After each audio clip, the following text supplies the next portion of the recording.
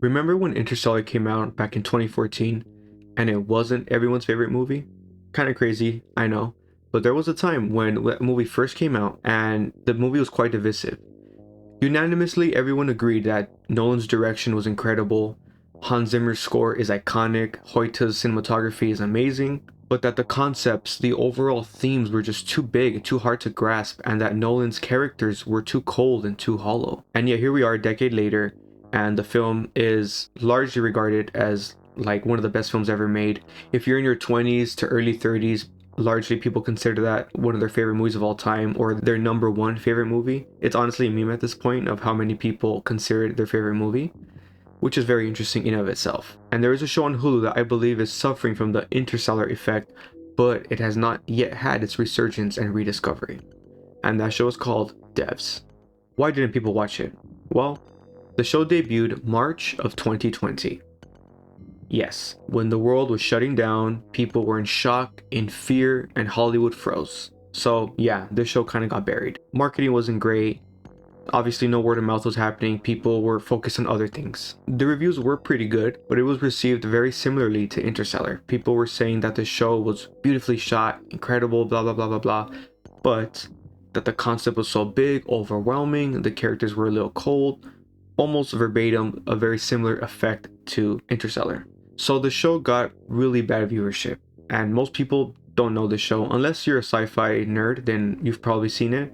But I think most people who just like good television probably haven't heard of it and for sure haven't seen it. But the good thing is that even though the viewership wasn't there, the show is a mini-series, so there was no cancellation, nothing like that. The entire story is told in completion across 8 episodes. So what's DEVS about? Well, like Interstellar, like Tenet, like many of Nolan's films, the concepts are huge, so I'll just simplify it and tell you what the first episode's about. The story follows Lily and Sergey, a couple that both work for a tech company in Silicon Valley called Amaya, and this company specializes in quantum computing. Now, there's a very top secret department called DEVS that no one knows what they work on. It's like a mythic. People are like, maybe it's freaking mind-bending reality stuff. They've created a sentient artificial intelligence. No one knows what's going on in there. And finally, Sergey gets promoted to DEVS. And on his first day, he goes missing. So the story follows Lily as she tries to figure out what happened to her boyfriend, and while she does this, she uncovers the crazy mind-bending truth that's going on at DEVS. And that's all I'll say. I'll just tell you that the reality or the reality altering technology behind DEVS is quite insane. I've never seen anything like it, and I do think it's truly a unique story, a unique concept, and most people will be mind blown. And I think that'll keep you there, because the show is a slow burn narrative structure, but I think it'll hold you if you like these types of concepts. Now, why do I think that you should watch it aside from the concepts? Well, the show is written and directed by Alex Garland. And if you recognize that name, he's a very acclaimed filmmaker and he's working on the Elden Ring adaptation right now. And if you know Alex Garland, he's an incredible writer. He's written books, he's written video games, and obviously he's a screenwriter. And in 2014, he came out with his directorial debut, Ex Machina, and for me, he's cemented himself as one of the greatest filmmakers working today. Garland and Nolan are very similar. They're both huge nerds of science. They both love concepts, they love big ideas. Their films are usually surrounding that. But the difference between them is that Nolan grounds these ideas and concepts within action and adventure. There's always spaceships, gunfights, car chases, planes, all that. Garland, usually he takes the more realistic route where it's more cerebral, more of a thriller, more of a haunting thriller. I love Garland's sensibilities. He creates his own tone, where even though it's not a horror film, I mean, Men is a horror film, but his other films, there's nothing horrific going on, but the tone is horrific. The tone is hauntingly beautiful, and I love that. There's like an ethereal vibe to it.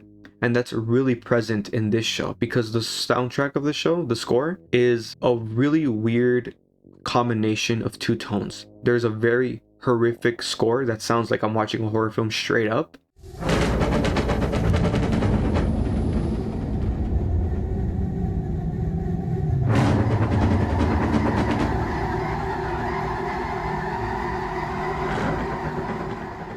But then it's mixed with like ethereal religious choir, and it's very intentional because of what the technology is.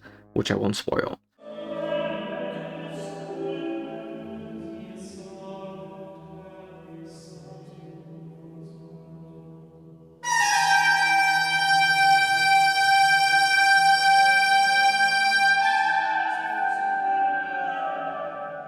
And now, just to gush about the show, I think that the show is so incredibly well made, such good special effects, such good production design. Of course, technically, it's amazing. But the writing of the show, I do think it's a really well-written show across the board, not just character writing, but concepts. I think Garland does a really good job of explaining these really insane scientific concepts. I do think it's very accessible, but it is very heavy. So for sure you got to pay attention. For sure you have to be the type of person who likes these sorts of things. You have to like big concepts. You have to like these thought experiments. And that's what Alex Garland's doing. He's contributing to a thought experiment. But I will say there is a weak element to the show. And unfortunately, it's the protagonist. I feel like she's not the greatest actress. And the way he writes Lily is incredibly complex. She's very intelligent, very dislikable in many regards. She's very flawed, but also very competent and very likable in many other regards. So I feel like because she's so complex, she should have been played by someone very charismatic.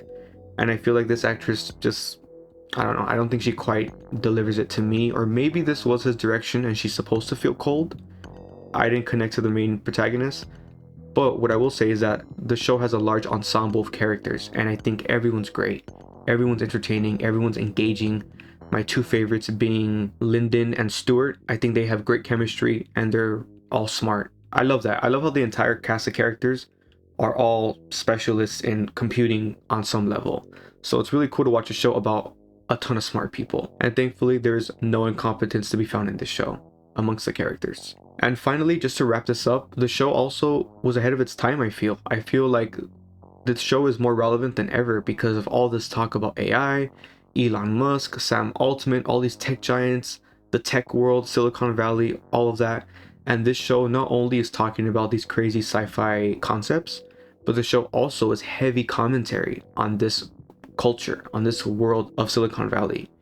And I would highly recommend you watch the Lex Fridman podcast with Alex Garland that he did in 2020. I saw DEVS many years ago.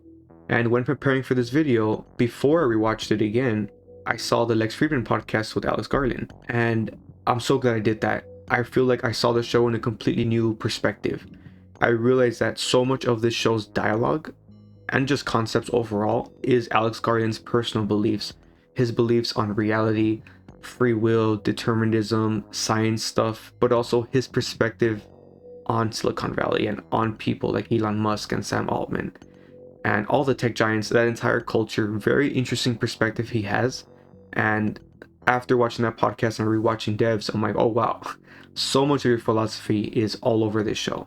And it's very interesting, I would say. I think Alex is a great writer and he tells it all with nuance. He's not straight up pointing his finger judging anyone. I think it's very gray, and I like that because this is such a complex show, complex subject matter, you know? And also while doing research for this video, I realized that there is a lot of articles that have came out in the last few months about DEVS, which is really cool. So I feel like the resurgence is starting to happen, and I haven't seen anything on YouTube. So consider this my contribution to that conversation, my contribution to this resurgence that hopefully happens for this show, because I do think if you like to be intellectually stimulated, this show's for you. You don't have to be a sci-fi nerd. You don't have to be into specific things like that. I don't know anything about quantum computing, you know?